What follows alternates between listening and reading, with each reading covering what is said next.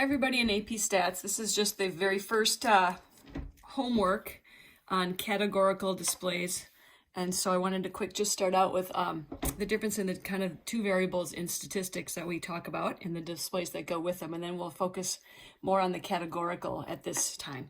So there's two kinds of variables in statistics. There's the categorical, or some you'll see it said as qualitative, versus the quantitative.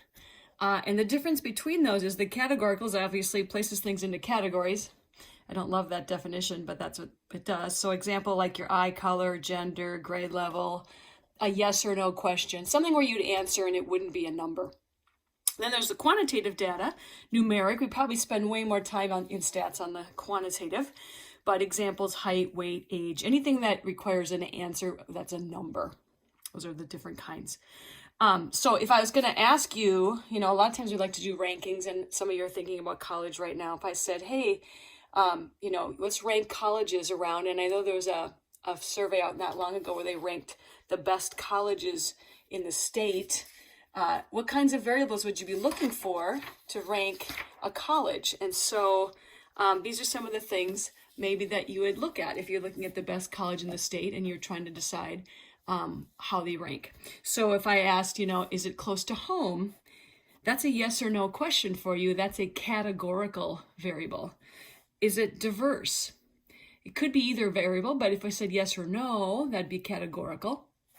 Cost is definitely a quantitative variable. It's numbers. How much debt you're going to incur is a quantitative variable. Career earnings, another quantitative, so a lot of quantitative ones. How long would it take you to get a degree?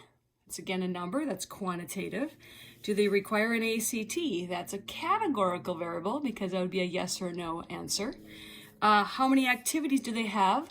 How many would be quantitative if I wanted to know what kinds of activities they had? That would be categorical. So hopefully that gives you kind of the difference between a C versus a Q, a categorical versus a quantitative variable. Each of those two variables, the C versus the Q, have their own data displays. And for this unit 1, we're mostly going to be working with those data displays. So here they are, and I'll talk about them just briefly for a minute. The data displays for categorical are bar graphs, pie graphs, segmented bar graphs, and two-way tables. And then the quantitative ones, which will come later in this unit, dot plot, stem plot, histogram, box plot, time plot, we're going to spend much more time on those, but early on in this unit, we're going to spend, and in this lesson, we'll talk just about these categorical displays. But I want you to see the difference. You can't make a bar graph of quantitative data, and you can't make a dot plot of categorical data. They do go with their respective variables. So for the bar graphs, you just take, obviously survey some categories. I'll show you a couple that I've done over the past. Back, if you would have been in my class, I would have asked you for your favorite summer activity, and this has been in one of my classes that maybe I did last year, going sleeping extra, taking a trip, going to the cabin, hanging with friends, sports, or other. When you make a bar graph, you do need to start that scale at 0, otherwise it becomes misleading. These can be counts or percentages, either one. The bars don't touch. On a histogram they do, so that's the difference. You can put your categories in any order you want. Should have a title, and there's your bar graph. You can be cuter with that. Here's an example of a bar graph that has peaks for mountains, and they used peaks and color. The graphic looks really nice. For that categorical data there, you can see that these are different peaks.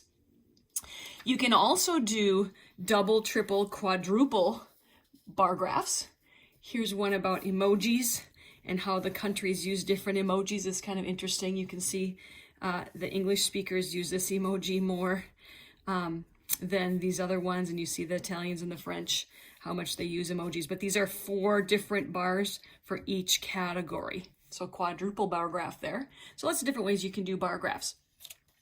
For pie graphs, I'm sure you've seen them. They're a pain to make. We now use software to make them. We don't usually have you make any pie graphs. But a basic pie graph has 360 degrees, different pieces of the pie according to the percentages of those 360 degrees. Here's another emoji pie graph and how much people use emojis to do that pie graph. But again, these are categories. It's a categorical display. If you were to take and do 2 pie graphs next to each other, they're kind of, here's one I pulled up and I'll zoom out for this. You've got your 2 pie graphs here about time spent on smartphones and tablets by category, and they're nice displays. The thing is, what's been more trendy in data right now is to take these pie graphs and move them into a thing called a segmented bar graph. It's really kind of hard to compare sometimes 2 pie graphs side by side. So if you think of a pie graph kind of smushed into a rectangle or a strip, that's called a segmented bar graph, and we put them side by side. And they look very much like this, but they're much easier to compare. So let me give you an example of a segmented bar graph. In the news, they love to use these now. In the newspaper, we've got these segmented bar graphs right next to each other, and you can see that they're very easy to compare as you're going through. Here's one that I did last year when I asked my classes that question about what their best part of the summer was. I asked each of my classes, and let me zoom back out for this so you can see it. These are all my classes, and I've made those pie graphs into segmented bar graphs instead. By doing their counts and finding percentages of each one. And you can see that it's much easier to tell the biggest chunks and how one class maybe likes to sleep more, or this class enjoyed time with friends, and this group didn't have any other different things. So you can take a look and be comparing when you have segmented bar graphs. So they're much more popular right now, I think, than pie graphs as you're going through. Here's one more example of one from the newspaper that you can see. So it's pretty easy to do them, and they're very popular. The 2-way table display, we're going to wait into Unit 2 to do that, but that's another example of categorical data.